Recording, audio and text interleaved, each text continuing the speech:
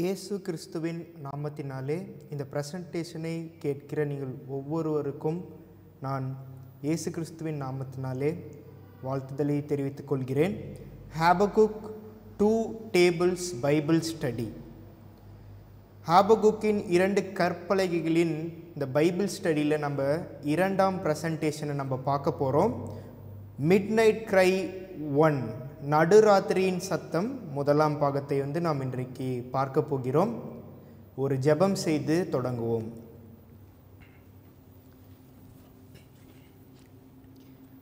பரலோகத்தில் இருக்கிற எங்கள் நல்ல தகப்பனே, இந்த நாளை எங்களுக்கு கிருபையாய் கொடுத்ததுக்காக நன்றி அப்பா. இப்பொழுதும் இந்த வேதத்தில் உள்ள அதிசயங்களை காணும்படியாக எங்கள் கண்களை நீர் திறந்தர வேண்டும் ஜெபிக்கிறோம் பிதாவே. இந்த சத்தியமானது அனைவருக்கும் செல்லும்படியாக செய்யும் பிதாவே.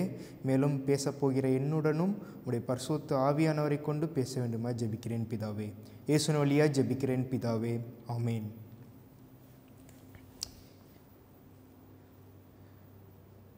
முதலாம் பிரசன்டேஷனில் நாம் என்ன பார்த்தோம் பார்த்திங்கன்னா, 2 வெவ்வேறு செய்திகள் தேவன் உலகிற்கு கொடுக்கிறார். முதலாவது செய்தி மிட் நைட் க்ரை, நடு ராத்திரியின் சத்தம். அந்த சத்தம் யாருக்கு மாத்திரம்? 7 டே அட்வென்டிஸ்ட் திருச்சபைக்கு மாத்திரமே அந்த சத்தம். அந்த சத்தம் கொடுக்க பிற்பாடு அவர்கள் ஒரு ஆவிக்குரிய சபையாக அவர்கள் மாறுவார்கள். அவர்கள் வெளியே போய் 2ஆம் செய்தியை போதிப்பார்கள். அந்த 2ஆம் செய்தி லவுட் க்ரை, உரத்த சத்தம், பலத்த சத்தம் என்று நாம் பார்த்தோம். இப்பொழுதும் சபைக்கு கொடுக்க போகிற அந்த செய்தியை நாம் இன்றைக்கு தியானிக்க போகிறோம். அந்த செய்தியை நாம் தியானிக்காமல் ஏன் இந்த செய்தி நமக்கு கொடுக்கப்பட்டுள்ளது என்பதை இன்றைக்கு நாம் தியானிக்க போகிறோம். பரிசுத்த ஆவியானவரின் உதவியோடு நீங்கள் ஜெபத்தோடு இதை நீங்கள் கேட்க வேண்டுமாய் நான் உங்களை வேண்டிக் கொள்கிறேன். இந்த மிட் நைட் க்ரை, நடுராத்திரியின் சத்தம் எங்கு இருக்கிறது என்று நான் பழைய பிரசன்டேஷனில் சொன்னேன். 10 கன்னிகைகள் உவமையிலே இந்த நடுராத்திரியின் சத்தம் இருக்கிறது. அந்த 10 கன்னிகைகள் உவமை நம்ம அனைவருக்கும் தெரியும்.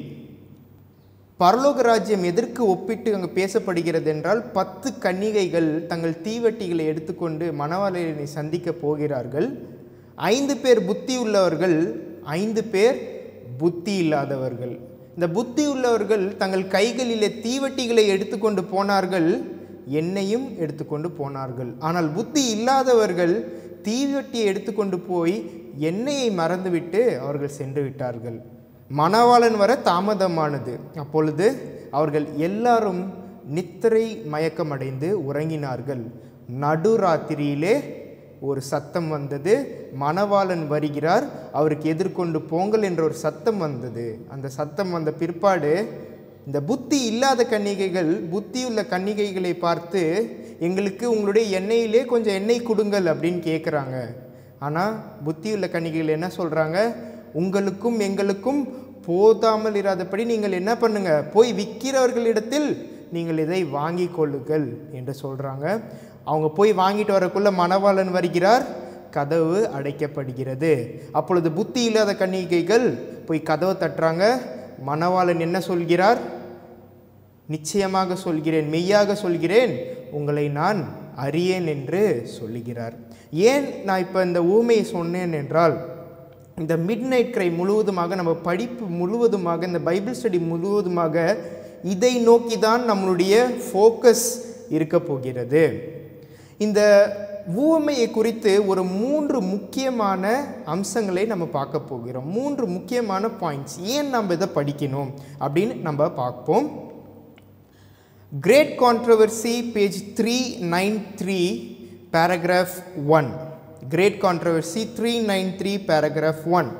The parable of 10 virgins of Matthew 25 also illustrates the experience of Adventist people.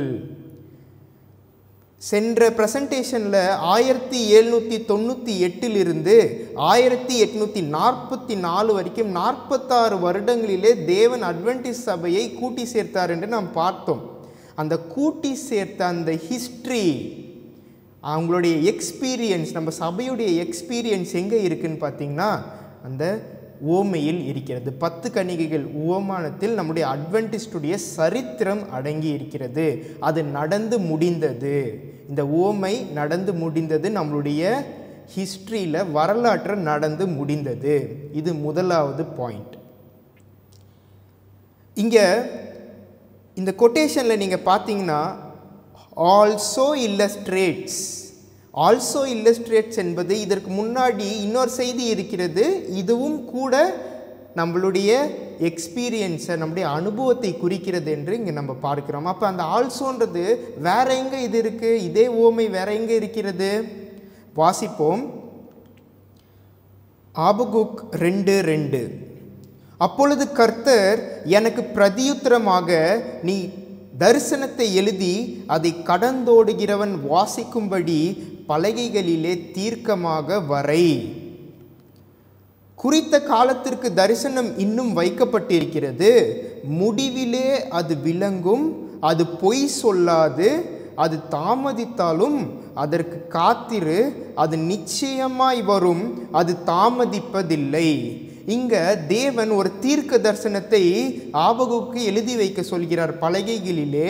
அப்பொழுது இந்த தீர்க்க தரிசனம் என்னமாகுமாம்? அது தாமதித்தாலும் அதற்கு காத்திரு. அது ஒரு தாமத நேரம் அங்கு குறிப்பிடப்பட்டிருக்கிறது.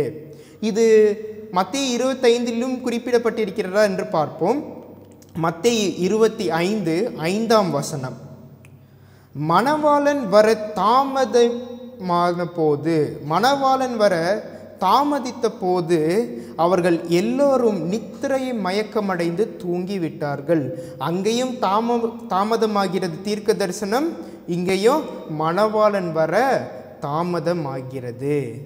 அப்பொழுது இது நம்முடைய 7 டே அட்வென்டிஸ்ட் திருச்சபையினுடைய ஒரு வரலாற்றை குறிக்கிறது. இரண்டாவது point, review and Herald, August 19, 1890. Review and Herald, August 19, 1890. I am often referred to the parable of 10 virgins, 5 of whom were wise and 5 foolish. This parable has been and will be fulfilled to the very letter. இங்கே இந்த கொட்டேஷனில் அம்மையார் என்ன சொல்கிறார்கள் என்றால், இந்த 10 கன்னிகைகள் ஓமை ஏற்கனவே நடந்து முடிந்தது, மறுபடியும் அது நடக்கப் போகிறது. History will repeat. வரலாற்றிலே அது நடந்து முடிந்தது, மறுபடியும் நம்முடைய வாழ்க்கைகளிலே அது நடந்து கொண்டிருக்கிறது. அப்படி என்று நாம் பார்க்கிறோம். இப்பொழுது அந்த செய்தி எதற்காக வருகிறது? நடுராத்திரியிலே ஒரு செய்தி எதற்காக வருகிறது? நம்ம போன ப்ரெசன்டேஷனில் பார்த்தோம். 10 கன்னிகைகளையும் தூங்கிக் கொண்டிருக்கிறார்கள், ஆவிக்குரிய ரீதியிலே தூங்கிக் கொண்டிருக்கிறார்கள். அவர்களை எழுப்ப வேண்டும் என்று நாம் பார்த்தோம். இப்பொழுது அந்த நடுராத்திரியிலே வருகிற அந்த சத்தம் என்ன செய்கிறது? 10 கன்னிகைகளை பிரிக்கிறது. ஒரு சபையிலே புத்தியுள்ள கன்னிகைகள் இருக்கிறார்கள், புத்தியுள்ள கன்னிகைகள் இருக்கிறார்கள். அவர்களை எது வேறுபடுத்தி காட்டுகிறது? செய்தி வேறுபடுத்தி காட்டுகிறது என்று நாம் பார்க்கிறோம். எப்படி அது வேறுபடுத்தி காட்டுகிறது என்றால், மணவாளன் வர தாமதமாகிறது. அப்பொழுது அந்த செய்தி வருகிறது. செய்தி வரும்போது யார் என்ன எடுத்துகிட்டு வரல, யார் என்ன எடுத்துகிட்டு வந்தான்னா அங்கே தெள்ள தெளிவாக தெரிய வருகிறது. சரி, இந்த செய்தி எப்போ வருது என்று நாம் பார்ப்போம். அதற்கு முன்பாக மூன்றாவது பாயிண்ட் நான் சொல்லிடுறேன். மூன்றாவது இம்பார்ட்டண்ட்டான பாயிண்ட் என்னென்னா, முத்தூது, 3 தூதுகளின் செய்தி இந்த மத்தேயு 25 அதிகாரத்தில் நமக்கு தேவன் கொடுத்திருக்கிறார். தேவன் இந்த முத்தூது செய்தியை நம்முடைய பயனீர்ஸ்கிடம் கொடுத்து அவர்களை புத்தியுள்ள கன்னிகைகள், புத்தி இல்லாத கன்னிகையாக அவர் பிரித்தெடுத்தார். ஒரு செய்தியை கொடுத்து, இந்த முத்தூதை கொடுத்து. அதே மாதிரி நம்ம சபைக்கு இப்பொழுது இந்த மிட் நைட் கிரை வந்திருக்கிறது. இந்த மிட் நைட் கிரையின் வாயிலாக யார் புத்தியுள்ள கன்னிகைகள், யார் புத்தி இல்லாதவர்கள் என்று இதில் தெள்ள தெளிவாக தெரியும். இது எப்பொழுது வரும் என்று நாம் பார்ப்போம். மத்தேயு 25:6, நடு ராத்திரியிலே இதோ மணவாளன் வருகிறார், அவருக்கு எதிர்கொண்டு போக புறப்படுங்கள் என்கிற சத்தம் உண்டாயிற்று. நடு ராத்திரியிலே. நடு ராத்திரி என்பது என்னத்தை குறிக்கிறது? நடு ராத்திரி, ராத்திரி என்றால் நம்ம எல்லாருக்கும் தெரியும், அது ஒரு இருள் நிறைந்த இடம் என்று நமக்கு தெரியும். ஆனால் இந்த நடு ராத்திரியிலே இந்த ஊமை எதை குறிக்கிறது என்று நாம் பார்ப்போம். Prophets and Kings, page 717, paragraph 1. The great apostasy will develop into darkness deep as midnight என்று நாம் இங்கே ஒன்று பார்க்கிறோம். இந்த கிரேட் அப்பாஸ்டசி, நடுராத்திரி என்பது கிரேட் அப்பாஸ்டசியை குறிக்கிறது, விசுவாச துரோகத்தை குறிக்கிறது. தேவன் சபைக்கு ஒரு மாபெரும் வெளிச்சத்தை கொடுத்தார், ஆனால் சபை என்ன பண்ணிச்சு? அந்த விசுவாசத்தை விட்டு வழி விலகிருச்சு, விசுவாச துரோகம் செய்து விட்டது. இதுதான் டீப் அப்பாஸ்டசி என்று சொல்லுவார்கள். அப்படி ஒரு சபை டீப் அப்பாஸ்டசிக்குள்ளே போயிடுச்சுன்னா சபையை திருப்பி கொண்டு வர முடியுமா? முடியாது. அப்போ தேவன் என்ன செய்கிறார்? ஒரு செய்தியை கொடுத்து உள்ளே இருக்கிற தம்முடைய ஜனத்தை வெளியே கூட்டி வருகிறார், கூட்டி சேர்க்கிறார். இப்பொழுது ரோமன் கேத்தலிக் சர்ச்சை எடுத்துக்கிட்டோன்னா அவர்கள் தியேத்திரா சங்க காலத்தில் அவர்கள் என்ன ஆனார்கள் என்றால், அவர்கள் விசுவாச துரோகம் செய்து போய்விட்டார்கள். மறுபடியும் ரோமன் கேத்தலிக் சபையை திருப்பி கொண்டு வர முடியுமா? முடியாது. இருந்தாலும் தேவனுடைய ஆடுகள் அந்த சபையில் இருக்கிறது. அதனால் தேவன் அவர்களுக்கும் செய்திகளை கொடுத்து பாபிலோனை விட்டு வெளியே வாருங்கள் என்று சொல்கிறார். அதே மாதிரி தான் நம்மளுடைய சபைக்கும் தேவன் ஒரு செய்தியை கொடுத்து ஜனங்களை ஒன்று சேர்க்கிறார் என்று நாம் பார்க்கிறோம். சரி, வேதத்திலே யார் இந்த மிட்நைட் ப்ரேயர் இந்த செய்தியை கொண்டு வந்தது? ஒரு சபை எப்போ டீப் அப்பாஸ்டசிக்குள்ள விசுவாச துரோகத்திற்குள்ளாக போகிறதோ அப்பொழுதுதான் இந்த செய்தி வரும். அப்படி முதலாவது யார் இந்த செய்தியை கொடுத்தான்னு பார்த்தீங்கன்னா, முதலாம் எலியா இதை கொடுக்குறாங்க. நம்ம வாசிப்போம். Prophets and Kings 119 paragraph 2. Prophets and Kings 119 paragraph 2. Viewing this apostasy from his mountain retreat, Elijah was overwhelmed with sorrow. இங்க எலியா அவர் வாழ்ந்த காலத்திலே ஆகாப் ராஜா என்ன செய்தார் என்றால், எசபேல் உடன் சேர்ந்து இஸ்ரவேல் சபையை எதற்குள்ளாக நடத்தினார் என்றால், இருளுக்குள்ளாக, மாபெரும் இருண்ட காலத்திற்குள்ளாக நடத்திவிட்டார். அவர்கள் தேவனை சேவியாமல் யாரை சேவித்தார்கள்? பாகாலை சேவித்தார்கள். இஸ்ரவேல் ஜனங்கள், தேவன் உடன்படிக்கை செய்து கொடுத்த ஜனங்கள், அவர்கள் என்ன பண்ணிட்டாங்க? தேவனை மறந்துட்டு பாகாலை சேவித்தார்கள். மகா இருளுக்குள்ளாக சபை போனது. அப்பொழுது எலியா அழுகிறார். அப்பொழுது எலியாக்கிடமே தேவன் செய்தியை கொடுத்து அனுப்புகிறார். நீ போய் இந்த செய்தியை சொல்லுப்பா, இந்த சத்தத்தை சொல்லு, சபை இருளுக்குள்ளாக போய்விட்டது என்று. அதை வாசிப்போம். 1 ராஜாக்கள் 18:21. அப்பொழுது எலியா சகல ஜனத்தண்டைக்கும் வந்து, நீங்கள் எந்த மட்டும் 2 நினைவுகளால் குந்தி குந்தி நடப்பீர்கள்? கர்த்தர் தெய்வமானால் அவரை பின்பற்றுங்கள், பாகால் தெய்வமானால் அவனை பின்பற்றுங்கள் என்றான். ஜனங்கள் பிரதியுத்தரமாக அவனுக்கு ஒன்றும் சொல்லவில்லை. எலியாவுடைய செய்தி என்ன? தேவன் உண்மையான தெய்வமானால் தேவனை பின்பற்றுங்கள், பாகால் தெய்வமானால் பாகாலை பின்பற்றுங்கள். இங்கே 2 கன்னிகைகளை இங்கு பிரிக்கிறார்கள். பாகாலை பின்பற்றுகிறவர்கள், தேவனை பின்பற்றுகிறவர்கள். ஒரு செய்தி எலியா கொண்டு வருகிறார். அந்த செய்தி 2 குரூப்பாக ஒரு சபையை, இஸ்ரவேல் சபையை பிரிக்கிறது. ஆனால் இது எப்போ வருது? இந்த செய்தி சபை இருளுக்குள்ளாக, விசுவாச துரோகத்திற்குள்ளாக போய்விட்ட பிற்பாடு இந்த செய்தி வருகிறது என்று நாம் பார்க்கிறோம். சரி, 2ஆம் எலியா, முதலாம் எலியா வந்து விட்டார். இரண்டாம் எலியா யார் என்று நாம் பார்க்க வேண்டும். இரண்டாம் எலியா நம்ம அனைவருக்கும் தெரியும். ஏசாயா தீர்க்கதரிசன புஸ்தகத்திலும் மல்கியா தீர்க்கதரிசன புஸ்தகத்திலும் யோவான் ஸ்நானகனை குறித்து குறிப்பிடப்பட்டிருக்கிறது. அவர் பிதாக்களுடைய இருதயத்தை பிள்ளைகளிடத்திலும் பிள்ளைகளுடைய இருதயத்தை பிதாக்களிடத்திலும் திருப்புவார் என்று தீர்க்க தரிசனமாக முன் அறிவித்து தேவன் கொடுத்திருக்கிறார்.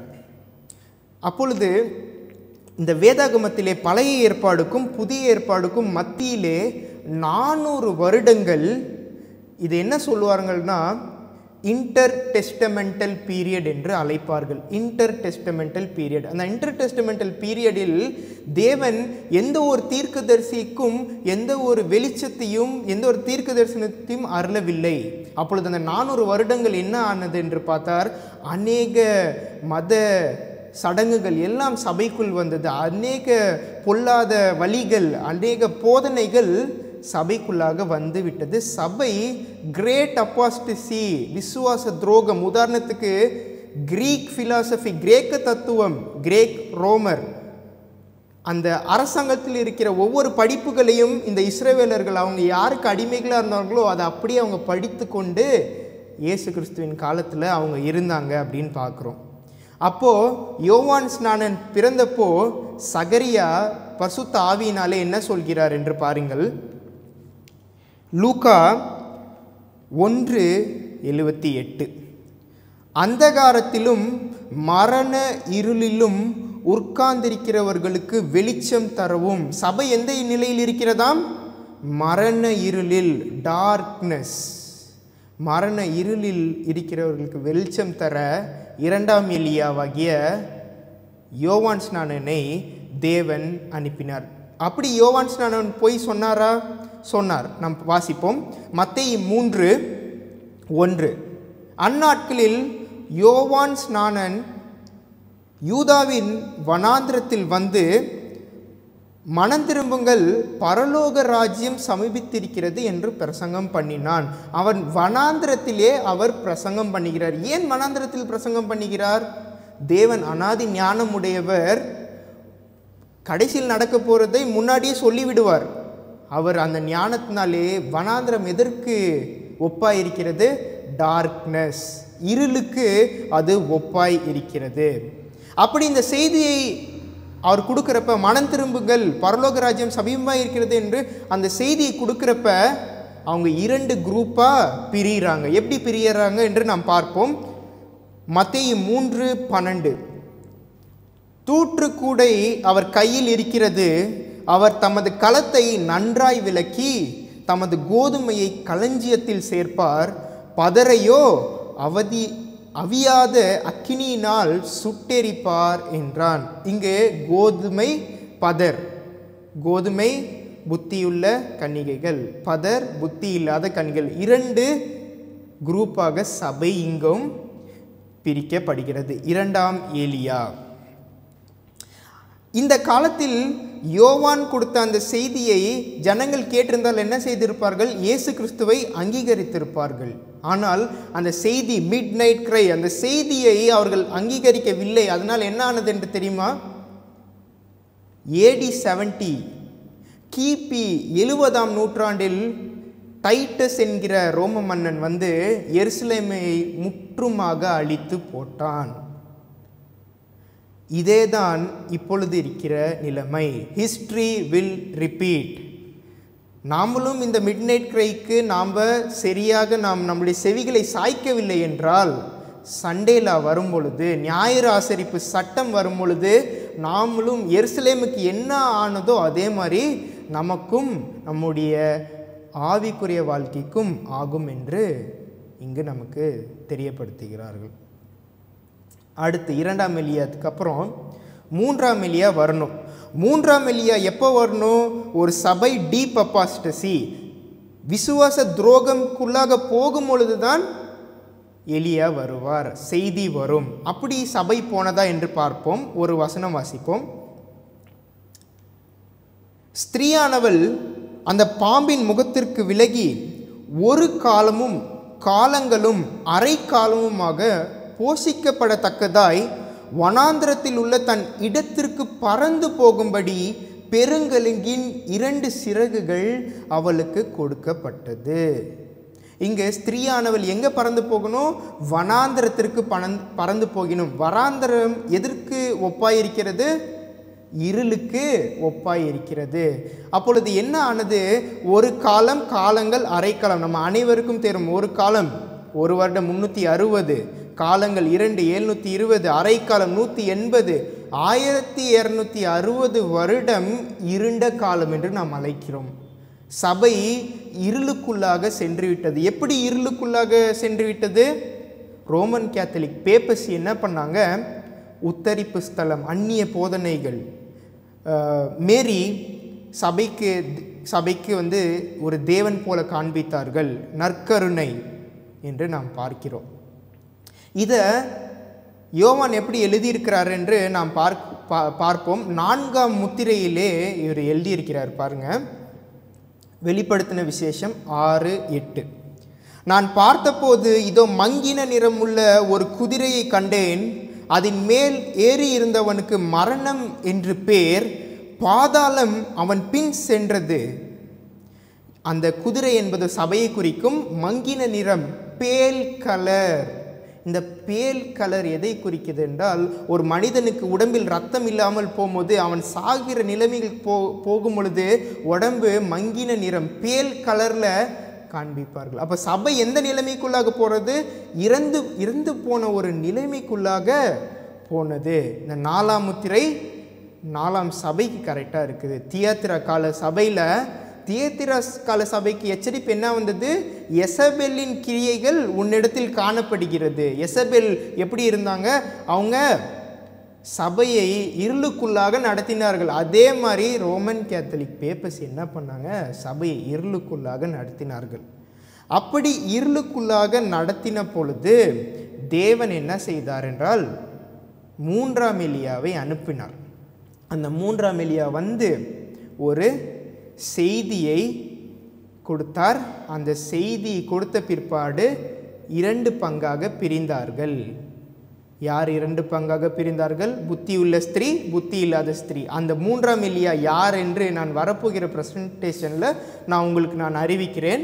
அந்த 3ஆம் எலியா வந்து அப்படி பிரிக்கப்பட்ட சபை யாருன்னு பார்த்தீங்கன்னா, 7 டே அட்வென்டிஸ்ட் சபை. மத்தேயு 25ஆம் அதிகாரத்திலே புத்தியுள்ள புத்தி இல்லாத கன்னிகைகளின் உவமையிலே பிரிக்கப்பட்ட சங்கம் நடந்து முடிந்தது. ஹிஸ்ட்ரி நடந்து முடிந்தது. நம்முடைய சபை தீர்க்க தரிசனத்தின் வாயிலாக தேவன் அநீத ஞானத்தினாலே அவர் எழுதி வைத்த மாதிரி அழகாக பிரித்திருக்கிறார் நம்ம சபையை. இப்பொழுது இந்த ஹிஸ்ட்ரி வில் ரிப்பீட். இந்த வரலாறு நம் வாழ்க்கையில் இப்பொழுது நடந்து கொண்டிருக்கிறது. அப்படி நம் சபையை 1798 1840 வரைக்கும் சேகரிச்சிட்டார். கேதர் பண்ணி வச்சிட்டாரு. நம்ம என்ன பண்ணோம்னா, நம்மளும் இருளுக்குள்ளாக போய்விட்டோம் என்று நாம் பார்க்கிறோம். எப்படி நாம் இருளுக்குள்ளாக போனோம் என்று சில பார்ப்போம். இந்த ஃபோட்டோவில் நீங்கள் பார்க்குற ஒரு பேர் உரையா ஸ்மித். இவர் யாருன்னா, ஜிசி ஜெனரல் கான்ஃபரன்ஸோடைய செக்ரெட்டரி. இவர் என்ன பண்ணார்னு பார்த்தீங்கன்னா, 1882ஆம் ஆண்டு தேவன் சபைக்கு கொடுத்த மகா பெரிய ஒரு பொக்கிஷமான ஸ்பிரிட் ஆஃப் ப்ராஃபஸியை அவர் என்ன சொல்கிறாருன்னா, அது தேவனுடைய ஆவியினால் அருளப்படவில்லை. எலஞ்சி வைட் எப்படி எழுதியிருக்காங்கன்னா, அது அவங்களுக்காக அவங்க புரிதலுக்கு அவங்க எழுதியிருக்காங்களோ, எல்லாமே தேவன் ஆவியினால் அருளப்படவில்லை என்று இங்கே அவர் எழுதினார். இதை எதை வச்சு எழுதினார்னா, அவங்க எழுதின டெஸ்டிமோனிஸ் டு சர்ச்சஸ் அந்த ஒரு புக்குங்களை வச்சுட்டு அவர் அப்படி எழுதினார். ஆனால் அவர் ஏன் அதை எழுதினார்னா, உரியா ஸ்மித்தை எலஞ்சி வைட் என்ன பண்ணார்னா, அவர் ஒரு தப்பு பண்ணிடுறாரு. அதனால் எலஞ்சி வைட் அவருக்கு ஒரு கடிதத்தில் கண்டிக்கிறாங்க. அப்புறம் அந்த கண்டித்தத்தை வந்து அவருக்கு பிடிக்கவில்லை. அதனால் அவர் என்ன செய்கிறாருன்னா, எலஞ்சி வைட்டோட ரைட்டிங் ஸ்பிரிட் ஆஃப் ப்ராஃபஸி என்ன பண்ணுறாரு, அது தேவனுடைய ஆவினால் அருளப்படவில்லை என்று ஜெனரல் கான்ஃபரன்ஸ் செக்ரெட்டரி சொல்கிறார். தேவன் எலஞ்சி வைட்டுக்கு 2 விதமான தரிசனங்களை கொடுத்தார். ஒன்று ஓப்பன் விஷன், எல்லாரும் இருக்கிறப்ப ஒரு விஷன் கொடுப்பாரு. அடுத்து ப்ரைவேட் விஷன், யாரும் இல்லாதப்ப தனிமையிலே அவங்க இருக்கும்போது ப்ரைவேட் விஷன் கொடுப்பாரு. அப்படி அவர் ஓப்பன் விஷன் ஃபஸ்ட்டு கொடுக்குறப்ப 1844 டிசம்பரில் கொடுக்குறப்ப அதுக்கப்புறம் அநேக பேர் அதை துணிகரித்தார்கள், அதை நிராகரிக்கிறார்கள். அதனால் அவர் கடைசியாக 40 வருஷம் கொடுக்கவே இல்லை. 1844 முதலாவது கொடுத்தது, கடைசியாக எப்போ கொடுத்தாருன்னா 1884. 40 வருடங்கள் அவர் கொடுக்கவே இல்லை. ஏனால் சபை கொடுக்கப்பட்ட ஸ்பிரிட் ஆஃப் ப்ராஃபஸியை நிராகரித்தாங்க. இன்னொருத்தர் பார்ப்போம், ஜார்ஜ் ஐட் பட்லர். ஜார்ஜ் ஐட் பட்லர் செவன்டே அட்வென்டிஸ்ட் ஜெனரல் கான்ஃபரன்ஸ் உடைய பிரசிடென்ட். இவர் என்ன செய்தார்னு பார்த்தீங்கன்னா 1883 10 ஆர்டிகல்ஸ் ரிவ்யூ அண்ட் ஹெரால்ட் சீரீஸ்க்கு அவர் எழுதுறாரு. 10 ஆர்டிக்கல். இதில் 9 ஆர்டிக்கல் எதை பற்றி எழுதினார்னா, வேதம் முழுவதுமாக தேவனுடைய ஆவியினாலே அருளப்படவில்லை. அந்த 9 ஆர்டிக்கல் எழுதிட்டு 10வது ஆர்டிக்கலில் அந்த லிஸ்ட்டு ஃபுல்லாக 10வது ஆர்டிக்கலில் கொடுப்பார். எது எதெல்லாம் தேவனுடைய ஆவி அருளப்பட்டிருக்குது பைபிளில், எது எது தேவ ஆவியானவர் அருளப்படவில்லை, ஆவியானவரால் வேதம் எழுதப்படவில்லை அப்படின்னு கொடுக்குறார். ஸ்பிரிட் ஆஃப் ப்ராஃபஸியை நிராகரித்தாங்க. இப்பொழுது நாம் எதையும் நிராகரித்து விட்டோம், வேதமும் ஆவியானவர் நமக்கு கொடுத்த அந்த வேதத்தை, ஆவியானவரை அவர்கள் நிராகரித்தார்கள் என்று நாம் பார்க்கிறோம். இதை வைத்து அம்மையார் ஒரு கொட்டேஷன் எழுதியிருக்கிறாங்க, நம்ம வாசிப்போம். Last day events 49 paragraph 2. The general conference is itself becoming corrupted with wrong sentiments and principles. General conference வர வர தேவனுடைய அந்த வழியை விட்டு வேறு வழியாக செல்லுகிறது. உலக பிரகாரமான காரியங்கள் சபைக்குள்ளாக வந்துவிட்டது, உலக பிரகாரமான பிரின்சிபிள்ஸை நாம் அக்செப்ட் பண்ணியிருக்கிறோம் அப்படின்னு எலன் ஒயிட் இங்கே எழுதுகிறாங்க. இவங்க பண்ணதுலேயே ஒரு மிகப்பெரிய ஒரு தவறு என்னன்னு நம்ம பார்ப்போம். அடுத்த ஸ்லைடு பாருங்கள். ஏடி ஜோன்ஸ் இஜே வேகனர் 1888 1888 அந்த வருஷத்திலே மினியாபோலிஸ் யுஎஸ்ஏல ஒரு பெரிய மீட்டிங் நடந்துச்சு, ஜெனரல் கான்ஃபரன்ஸ் மீட்டிங். இந்த மீட்டிங்கில் தேவன் தம்முடைய பரிசுத்த ஆவியானவரின் ஏவுதலினாலே 2 பேரை தெரிந்து கொள்கிறார். யாருன்னு பாருங்கள், ஏடி ஜோன்ஸ், இஜே வேகனர். இவங்க 2 பேரை தெரிந்து கொண்டு சபைக்கு ஒரு செய்தியை கொடுக்கிறார். என்னன்னா, ரைச்சஸ்னஸ் பை ஃபெய்த், விசுவாசத்தினாலே தான் நாம் நீதிமான் ஆகிறோம், கிரியைகள் மூலியமாக கிடையாது என்ற ஒரு மாபெரும் வெளிச்சத்தை சபைக்கு கொடுத்தார். இதை கொடுக்குறப்ப அந்த ஜெனரல் கான்ஃபரன்ஸில் எலன் ஒயிட் அம்மையாரும் உட்காந்துட்டு இருந்தாங்க. ஆனால் இந்த செய்தியை சபை நிராகரித்தது. இப்பொழுது நம்ம பார்த்த உரையா ஸ்மித்தும் ஜார்ஜ் ஐட் பட்லர், இவங்க 2 பேரும் சபையார் அனைவரும் அநேக பேர் இந்த செய்தியை நிராகரித்தார்கள். அப்படி நிராகரித்தப்ப எலன் ஒயிட் கண்ணீரோடு உட்கார்ந்து கொண்டிருந்தார்கள். ஏனால் பரிசுத்த ஆவியானவர் கொடுத்த அந்த செய்தியை அவர்கள் நிராகரித்தார்கள் என்று அவர்கள் எழுந்து வெளியே போனார்கள். அப்பொழுது பரிசுத்த ஆவியானவர்கள் அவர்களுடைய உள்ளத்தில், இல்லை நீ வெளியே போகாதீங்க, நீங்கள் உட்காருங்க அப்படின்னு சொல்லி அவங்கள அங்கே உட்கார வச்சாங்க. எலன் ஒயிட் என்ன எழுதுறாங்கன்னா, அந்த 1888 அந்த கான்ஃபரன்ஸில் அவங்க கொடுக்கப்பட்ட தேவன் பரிசுத்த ஆவியானவரின் மூலமாக கொடுக்கப்பட்ட அந்த சத்தியத்தை அவர்கள் ஏற்றுக்கொண்டிருந்தால் இயேசு கிறிஸ்து அவர்களுடைய காலத்திலே வந்திருப்பார். அப்பொழுதே ஆவியானவர் பின்மாறி பொழிந்திருப்பார், எல்லாம் முடிவுக்கு வந்திருக்கும் அப்படின்னு அவங்க எழுதுகிறாங்க. அதை நாம் நிராகரித்த காரணத்தினால இன்னும் போய்கொண்டிருக்கிறது என்று நாம் பார்க்கிறோம். ஒரு வசனம் வாசிப்போம். வெளிப்படுத்தல் 3:17. நீ நிர்பாக்கிய உள்ளவனும் பரிதபிக்கப்படத்தக்கவனும் தரித்திரனும் குருடனும் நிர்வாணியுமாயிருப்பதை அறியாமல் நான் ஐஸ்வர்யவான் என்றும் திரவிய சம்பன் என்றும் எனக்கு ஒரு குறைவும் இல்லை என்றும் சொல்லுகிறபடியால் சபை இவ்வளோ டீப் அப்பாஸ்டிசி, விசுவாச துரோகத்துக்குள்ளாக சென்று விட்டது. இருந்தாலும் நான் யாராச்சும் இந்த செய்தியை சொல்லும் போது அவங்க என்னதான் சொல்லுவாங்க, இல்லை நான் ஐஸ்வர்யன் என்றும்.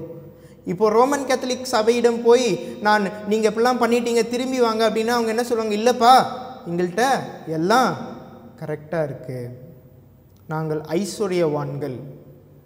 அதே செய்தி இப்பொழுது சபைக்கு வரும்போது அவர்களை குறை சொல்லுகிற நாம் நம்முடைய தப்புகளை நாம் உணர்கிறோமா என்பதை நாம் சிந்திக்க வேண்டும்.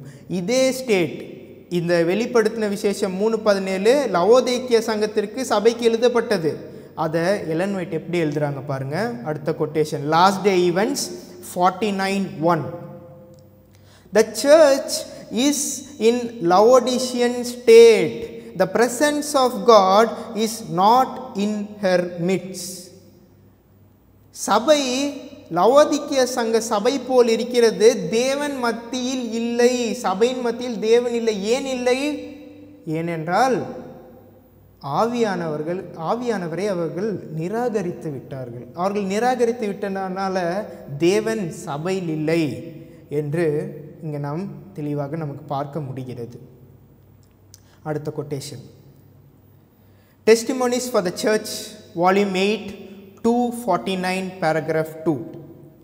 One who sees beneath the surface, who reads the heart of all men, says of those who had great light, they are not afflicted and astonished because of their moral and spiritual condition. ஒரு சபைக்கு மகா பெரிய the great light, மகா பெரிய வெளிச்சம் தேவன் கொடுத்தார். எந்த சபையை பற்றி இங்கே அம்மையார் பேசுகிறாங்க? செவன் டே அட்வென்டிஸ்ட் சங்கத்திற்கு கொடுத்தார். ஆனால் அப்படி உள்ளே இருக்க சபையினருக்கு அவர்களுடைய மாரல் அண்ட் ஸ்பிரிச்சுவல் கண்டிஷன், அவர்களுடைய ஆவிக்குரிய தன்மை, அவருடைய நிலை என்ன இருக்குன்னு அறிந்து கொள்றவர்களுக்கு அவர்களுக்கு மனம் இல்லை. நம்ம எப்படி தப்பி போனோம், நம்ம எப்படி திரும்பி தேவனிடம் வரணும் என்ற ஒரு எண்ணமே சபையிடம் இல்லாமல் இருக்கிறது என்று பார்க்கிறோம். அந்த கொட்டேஷன் கடைசியில் 2 வசனங்கள் அம்மையார் கோட் செஞ்சாங்க. ஏசாயா 66:3-4, 2 தெசலோனிக்கேயர் 2:11, 10, 12 நம்ம வாசிக்கிறோம். ஒவ்வொரு வசனமாக நம்ம வாசிப்போம் அவங்க என்ன கோட் பண்ணியிருக்காங்கன்னு. ஏசாயா 66:4, நான் கூப்பிட்டும் மறு உத்தரவு கொடுக்கிறவன் இல்லாமலும், நான் பேசியும் அவர்கள் கேளாமலும், அவர்கள் என் பார்வைக்கு பொல்லாப்பானதை செய்து நான் விரும்பாததை தெரிந்து கொண்டதின் நிமித்தம் நானும் அவர்களுடைய ஆபத்தை தெரிந்து கொண்டு அவர்களுடைய திகில்களை அவர்கள் மேல் வர வைப்பேன். தேவன் கூப்பிடுறாரு, ஒருத்தரும் கேட்க மாட்டேங்கிறாங்க. பைபிள் ஒருத்தரையும் கூப்பிட மாட்டேங்கிறாங்க, திரும்ப மாட்டேங்கிறார்கள் என்று சொன்னால் ஒருவரும் இல்லாமல் இல்லை. அநேக பேர் அதை நிராகரிக்கிறார்கள். கொஞ்சம் எப்பவுமே தேவனுக்காக இருக்கிறார்கள். ஆனால் அநேகர் தேவன் கூப்பிட்டும் வராமல் இருக்கிறார்கள். பாவம் செய்கிறதுனாலே ஒரு மனுஷனும் ரட்சிப்பை இழப்பதில்லை. ஆனால் நீ செய்தது பாவம் அப்படின்னு தேவன் திருப்பி அவங்கள அழிக்கும்போது அவங்க அதை நிராகரிக்கிறாங்க பார்த்தீங்களா, அவங்க ரட்சிப்பை இழப்பாங்க. பாவம் செய்கிறதுனால ஒருவரும் ரட்சிப்பை இழப்பதில்லை. ஆனால் பாவம் செய்த பிற்பாடு, அந்த அறிவை உணர்த்தின பிற்பாடு வராமல் போகிறார்கள் பார்த்தீங்களா, அவர்களுக்கு ரட்சிப்பு அவர்கள் இழப்பார்கள் என்று நாம் பார்க்கிறோம். இங்கே இந்த கொட்டேஷனில் தான் ஒருவரும் இல்லை. அதனால் நான் அவங்களுக்கு என்ன பண்ண போகிறேன்? அவங்களுக்கு ஆபத்தை நான் வர பண்ண போகிறேன். சண்டேலா என்று ஒரு ஆபத்து வரப்போகிறது, அதில் அநேகர் விழுவார்கள்.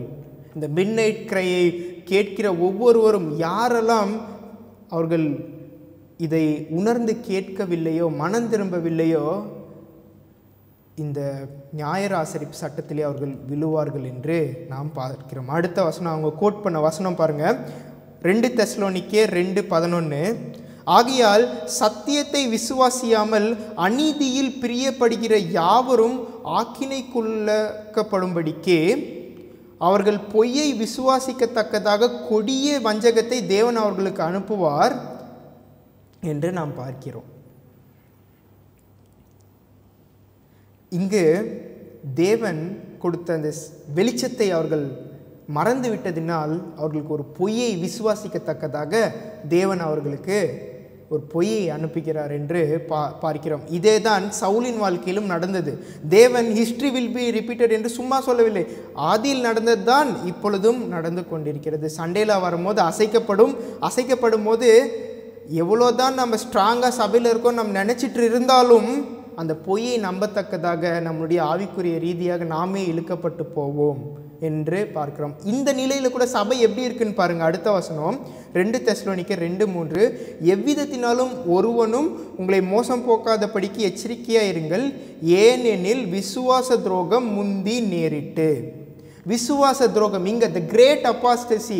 இந்த 2 தெசலோனிக்கர் சபையை குறித்து பேசுகிறது. நம்ம அட்வென்டிஸ்ட் சபையை குறித்து பேசுகிற இந்த செய்தி, அவர்கள் எந்த நிலையில் இருக்கிறார்கள்? விசுவாச துரோகம், டீப் அப்பாஸ்டசியில் அவங்க இருக்கிறார்கள் என்று நாம் பார்க்கிறோம். ஏன் இந்த அப்பாஸ்டசி, ஏன் இந்த இருள் வந்தது? ஏன் நாம் இருளுக்குள்ளாக போகிறோம்? என்ன காரணம்? கொட்டேஷன் வாசிப்போம். ஸ்பால்டிங் அண்ட் மேகன் 3:24. Perilous times are before us.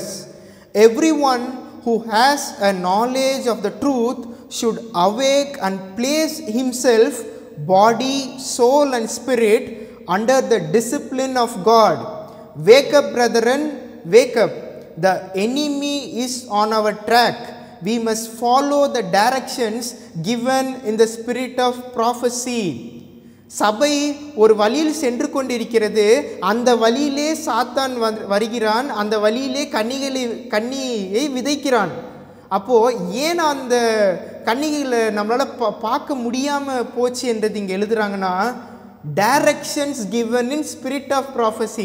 Spirit of ப்ராஃபஸியில் கொடுக்கப்பட்ட ஒவ்வொரு வெளிச்சமும் அந்த கன்னியை ஈஸியாக நமக்கு தெரியப்படுத்தும். ஆனால் அதை நிராகரிக்கிறதுனால், ஸ்பிரிட் ஆஃப் ப்ராஃபஸி நிராகரிக்கிறதுனால் இப்படி சபைக்கு ஒரு மாபெரும் இக்கட்டு வந்தது. அவர்கள் கிரேட் அப்பாஸ்டசிக்குள்ளாக, இருளுக்குள்ளாக அவர்கள் போய்விட்டார்கள் என்று நாம் பார்க்கிறோம். இன்னொரு கொட்டேஷன் பார்ப்போம். Selected messages volume 1 48 paragraph 1. The very last deception of Satan will be to make none affect the testimony of the Spirit of God. Satan will work ingeniously in different ways and through different agencies to unsettle the confidence of God's remnant people in the true testimony. சாத்தான் வச்சிருக்க கடைசி வஞ்சகம் சபைக்கு என்னது? Spirit of ப்ராஃபஸியை படிக்கக்கூடாமல் செய்வது தான் கடைசி வஞ்சகமாக சாத்தான் வைத்திருக்கிறான். ஏன் அப்படி வைத்திருக்கிறான்? ஏன்னா ஸ்பிரிட் ஆஃப் ப்ராஃபஸியை படித்தால் அவன் என்னென்ன பிளான் போடுறான்னு நமக்கு தெளிவாக நமக்கு தெரிந்துடும். அதனால அவன் இதற்கு விரோதமாக ஜனங்களை ஏவி விடுகிறான். இன்னொன்று பார்ப்போம். இன்னொரு quotation. Selected Messages volume 1 48 paragraph 1. There will be a hatred kindled against the testimonies which is satanic. The workings of Satan will be unsettled the faith of the churches in them.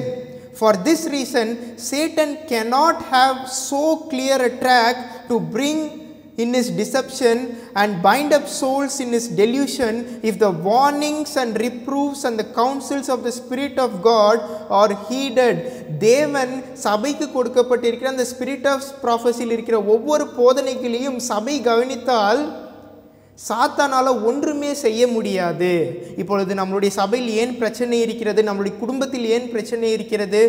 ஏன் அநேக விவாகரத்து ஆகிறது? ஏன் பிள்ளைகள் வேதத்தின் மேல் ஒரு இன்ட்ரெஸ்டே இல்லாமல் இருக்கிறார்கள்? ஏன்னால் அவங்க யாருமே ஸ்பிரிட் ஆஃப் ப்ராஃபஸியை படிக்கிறது இல்லை.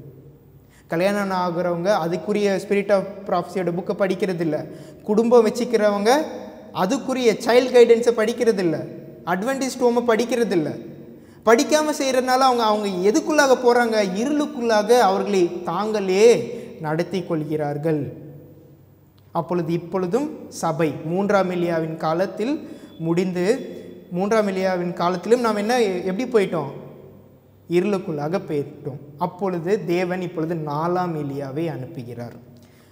Quotation Patriarchs and Prophets 3:38 paragraph 1. In every age, from the midst of apostasy and rebellion, God gathers out a people that are true to Him. ஒவ்வொரு விசுவாச துரோகமும் இருளும் சபைக்குள்ளாக வரும்பொழுது, சபை இருளுக்குள்ளாக போகும்பொழுது தேவன் தம்முடைய ஜனத்தை கூட்டிக் கொள்கிறார். ஒரு சபை எப்பொழுது டீப் அப்பாஸ்டசிக்குள்ளாக போய்விட்டதோ அதன் பிறகு திரும்பி சபையை கொண்டு வர முடியாது. அப்போ தேவன் என்ன செய்கிறார்? உள்ளே தமக்கு உண்மையாக இருக்கிற சபையை மட்டும், மக்களை மட்டும் வெளியே கூட்டி வருகிறார், அதை கூட்டி சேர்க்கிறார். காட் கேதர்ஸ் இஸ் பீப்புள் என்று நாம் பார்க்கிறோம். அந்த 4ஆம் எலியா வந்து இந்த பூர்வ பாதைகளுக்கு திரும்புகள் என்று அழைக்கிறார். நீங்கள் வழி விலகி போயிட்டீங்க, இருந்தாலும் திரும்பி வாருங்கள் என்று தேவன் அழைக்கிறார். இதை யார் அங்கீகரிப்பா? இந்த செய்தியை யார் அங்கீகரிப்பா? வாசிப்போம் கடைசி quotation.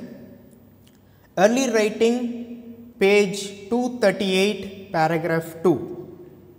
Behold, the bridegroom cometh, go ye out to meet him. This was the midnight cry, which was to give power to the second angel's message. The most talented men were not the first to receive this message. The most spiritual received this message first. Most டேலண்டாக இருக்க ஆட்கள் யாரும் இந்த செய்தியை அங்கீகரிக்க மாட்டாங்க, யாரும் போதிக்கவும் மாட்டார்கள். அதற்காக தான் தேவன் ஞானமானதை பைத்தியமாக்கிறதற்கு பைத்தியங்களை தெரிந்து கொள்கிறார். ஒன்றுக்கும் உதவாத என்னை போல ஒரு ஆட்கள், அந்த ஒரு ஆட்களை தேவன் தெரிந்து கொண்டு சபைக்கு ஒரு வெளிச்சத்தை கொடுக்கிறார். The most spiritual receive the message first. Talented உள்ள ஆட்கள் வந்து இதை அங்கீகரிக்க மாட்டார்கள். தன்னுடைய ஆவிக்குரிய அந்த நிலையை அறிந்து கொண்டு தேவனிடம் நான் திரும்ப வேண்டும் என்று நினைக்கிறவர்கள், அவர்கள் இந்த செய்தியை அங்கீகரிப்பார்கள். அப்பொழுது இன்னைக்குரிய செய்தி எதை பற்றினா, ஒரு சபை இருளுக்குள்ளாக செல்லும் பொழுது தேவன் ஒரு செய்தியை கொடுக்கிறார். அந்த செய்தியின் வாயிலாக சபை இரண்டாக பிரிகிறது. எப்படி இரண்டாக பிரிகிறது? புத்தியுள்ள கன்னிகைகள், புத்தி இல்லாத கன்னிகைகளாக பிரிகிறது என்று நாம் தெளிவாக இங்கே பார்க்கிறோம். அடுத்த ப்ரெசன்டேஷனில் இந்த மிட் நைட் கிரை வாயிலாக மத்தேயு 25 இந்த 10 கன்னிகைகள் உவமையிலே நடந்து முடிந்தது என்று நான் சொல்லியிருக்கிறேன். அது எப்படி நடந்து முடிந்தது, நம்ம அட்வென்டிஸ்ட் ஹிஸ்ட்ரியில் எப்படி நடந்து முடிந்தது என்று பார்ப்போம். நம்மளுடைய வாழ்க்கையில் எப்படி நடந்து கொண்டிருக்கிறது என்று பார்ப்போம். தயவு செய்து இந்த செய்தியை நீங்கள் நிராகரித்து விடாதபடிக்கு நீங்கள் ஒவ்வொருவரும் ஜெபத்தோடு வருகிற ப்ரெசன்டேஷன்களை கேட்கும்படியாக நான் வேண்டிக் கொள்கிறேன். ஜெபம் செய்வோம்.